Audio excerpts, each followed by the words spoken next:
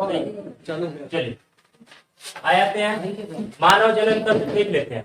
ठीक है, मानव जनन तंत्र में हमें ध्यान देना होगा पहले क्या है भाई, ये जो चीजें हैं आप स्ट्रक्चर एक डायग्राम आप जरूर बनाइएगा। और ये क्या है, ये है फीमेल पार्ट्स, ये है मेल पार्ट्स। ठीक है, ध्यान दीजिएगा मेल पार्ट्स और फीमेल पार्ट्स। ठीक है, मेल पार्ट और फीमेल पार्ट्स। तो ध्यान दीजिएगा ये जो होता है, ध्यान दीजिए ये जो होता है, ये पहले हम मेल पार्ट के बारे में ध्यान देते हैं। हमारे शरीर में ध्यान दीजिएगा, हमारे शरीर में कुल कितने जोड़ी वृक्क या गुर्दा होता है भाई, बताएगा कितना? एक जोड़ी। ठीक है, तो यानी कि हमारे बॉडी के अंदर फिल्ट्रेशन का काम कौन करता है? शरीर के अंदर किडनी करता है, गुर्दा करता है। तो जो अपशिष्ट पदार्थ होता है, अपशिष्ट पदार्थ समझ रहे हो, हमारे शरीर के अंदर जितने भी वेस्ट मटेरियल होंगे, खराब पदार्थ, यूरिया वगैरह जितने भी होंगे, वो क्या होता है, वो सब चीजें लाकर किसमें इकट्ठा करता है? इस यूरेथ्रा में। इसको बोलते हैं मूत्राशय या यूरेथ्रा। इसकी वजह से आता है, ये मूत्र नलिका बनी होती है, वो आकर के इसमें क्या होता है? रिस्टोर होता है। ठीक है, रिस्टोर होता है। रिस्टोर का मतलब इकट्ठा होता है। फिर उसके बाद यहाँ पर दो नलियां लगी होती है।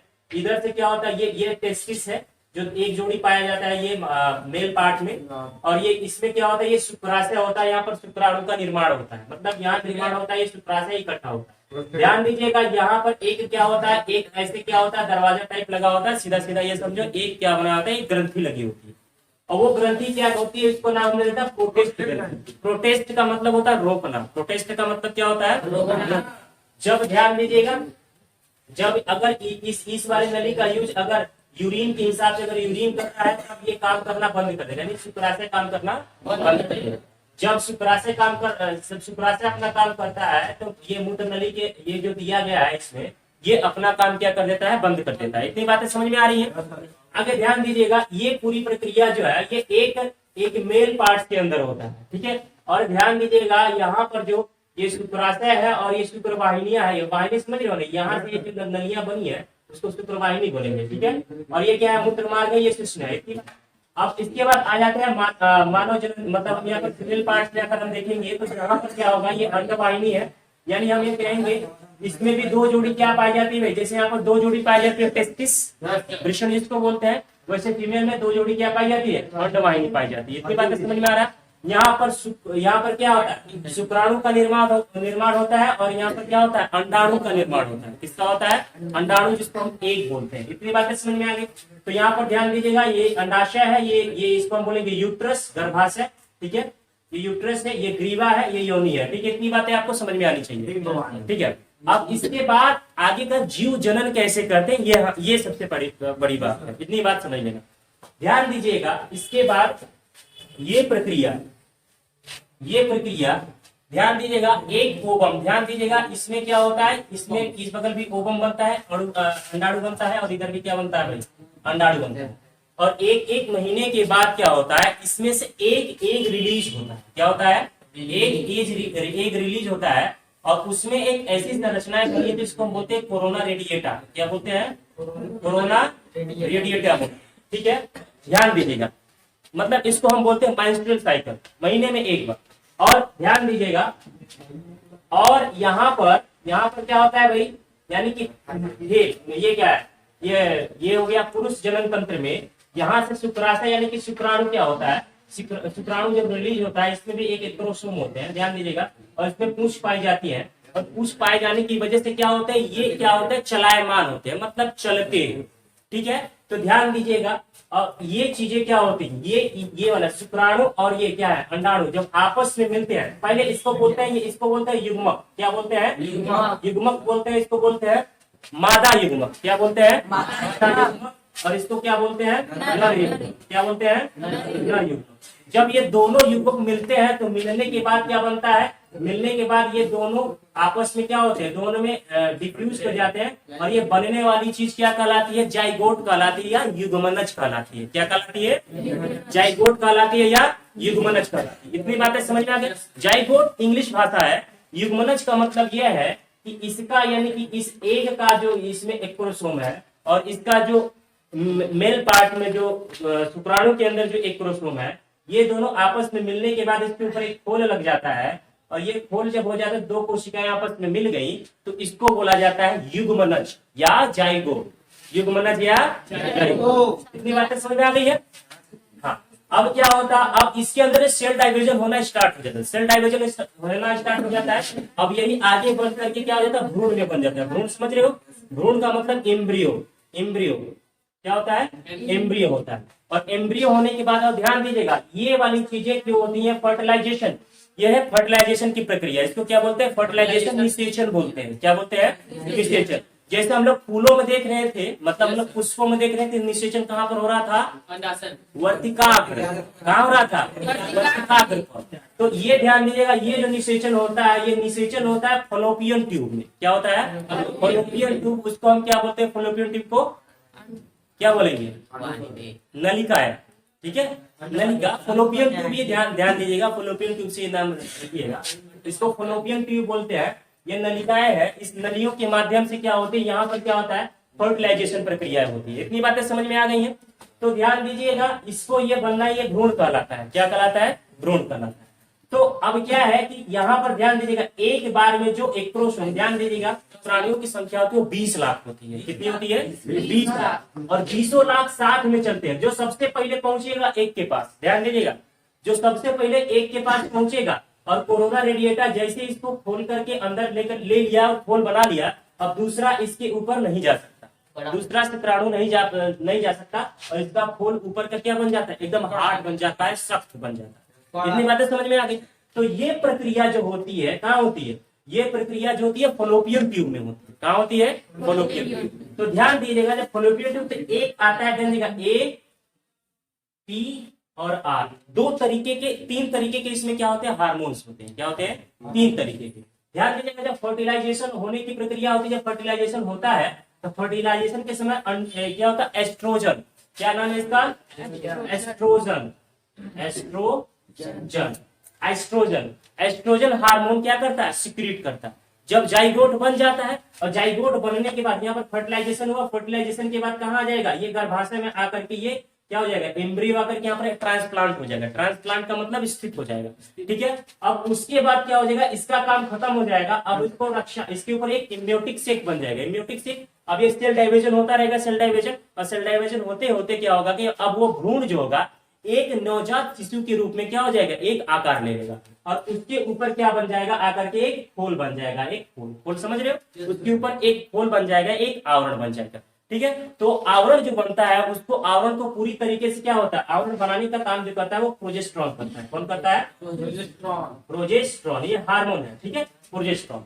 और उसके बाद ध्यान दीजिएगा, जब जब जब प्रसव का टाइम होता है, प्रसव टाइम का मतलब यह है, जब शिशु क्या होता है? जन्म लेने वाला होता है, तो इसके बीच में दो हड्डियां होती है, कार्पस लूटियस, दो हड्डियां होती है। उनका मार्ग बड़ा करने के लिए रिलैक्सिन हार्मोन का काम होता है। रिलैक्सिन हार्मोन का क्या करता है? काम होता है। और रिलैक्सिन हार्मोन ज्यादा सिक्रेशन करता है, जिसकी वजह से जो उसका एम्ब्रियो हो, या जो यहाँ पे जो शिशु है, वो बाहर निकल जाता है। इतना पूरा प्रक्रिया जो होता है, ये कहलाता है पूरा मानव जनन तंत्र की ये पूरे एक्सप्लेनेशन था। इतनी बातें समझ में आ गई?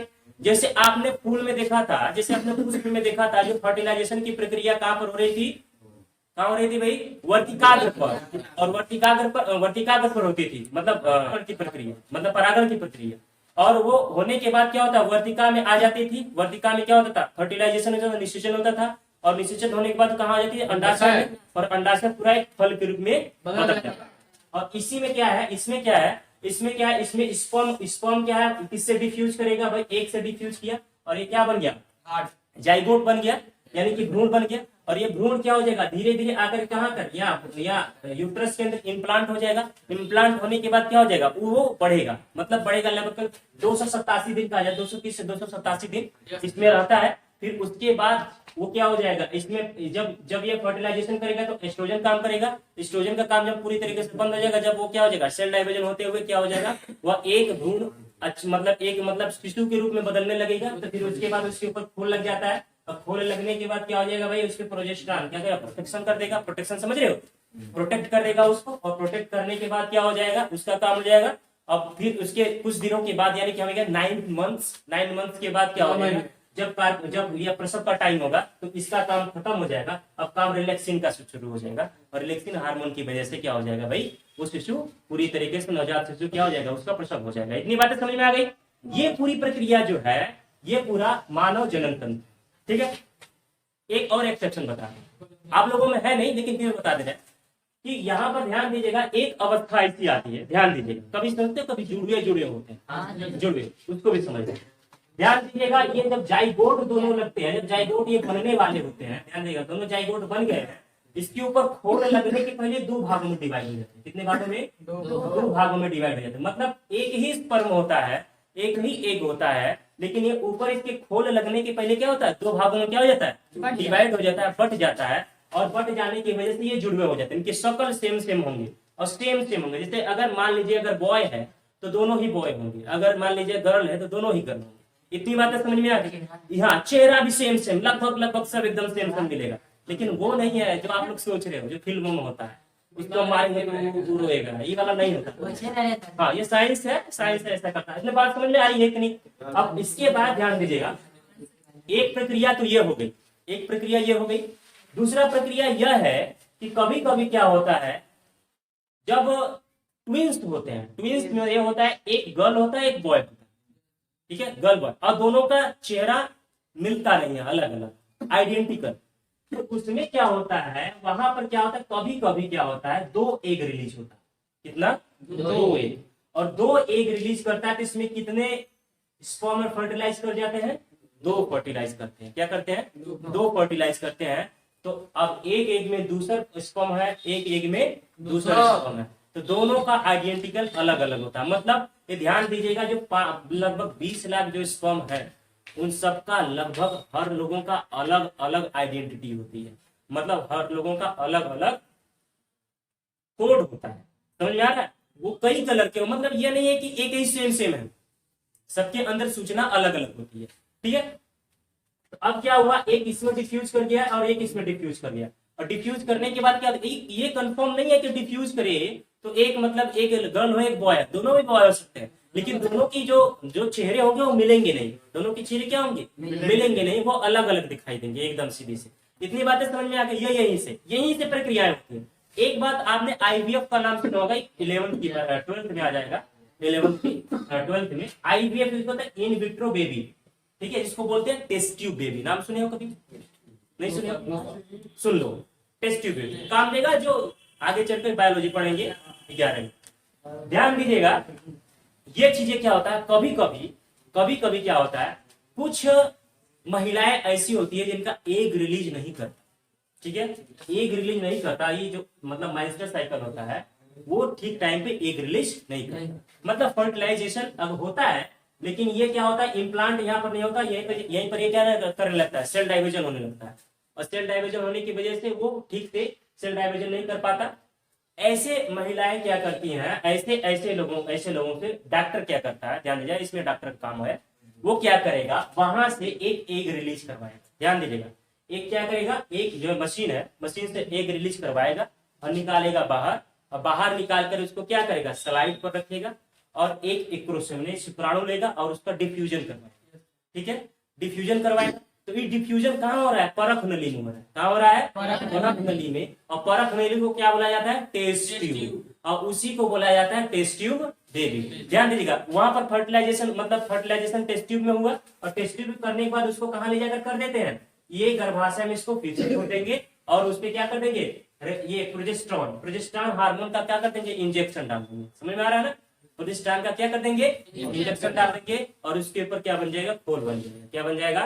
खोल बन जाएगा। इसी को बोला जाता है आईवीएफ। इसको बोला जाता है क्या, आईवीएफ बोला जाता है, टेस्ट ट्यूब बेबी बोला जाता है। अब क्या हुआ, अब ये बचवा जो इसमें बढ़ेगा, ध्यान दीजिएगा, इसमें जो बढ़ेगा सेम प्रक्रियाएं होंगी। अब जो मतलब वो उत्पन्न हुआ, मतलब वो जब आएगा तो हम ही लोगों की तरह है, एकदम हम ही लोगों की तरह। इसमें कंडीशन क्या होता है, इसमें ट्विंस होने के ज्यादा क्या होते हैं, चांसेस होते हैं, ट्विंस होने के चांसेस। डॉक्टर क्या करता है कि एक एग नहीं लेता है, दो एग लेता है, कहता है एक तो खराब हो जाएगा तो एक तो काम देगा। तो कभी कभी क्या होता है, एक खराब नहीं होता, दोनों काम कर जाता है, और जब दोनों काम कर जाएगा तो भाई सीधी सी बात है, ट्विंस तो होना ही तय है। तो सीधी सी बात, ट्विंस होना है, वो ट्विंस आइडेंटिकल होगा, वो जो भी होगा वो आइडेंटिकल होगा, अलग अलग होगा, जो भी होगा वो अलग अलग होगा। ये प्रक्रिया जो है पूरी फर्टिलाइजेशन की प्रक्रिया है। इतनी बातें समझ में आ गई लोगों को? ठीक है, बस करिए।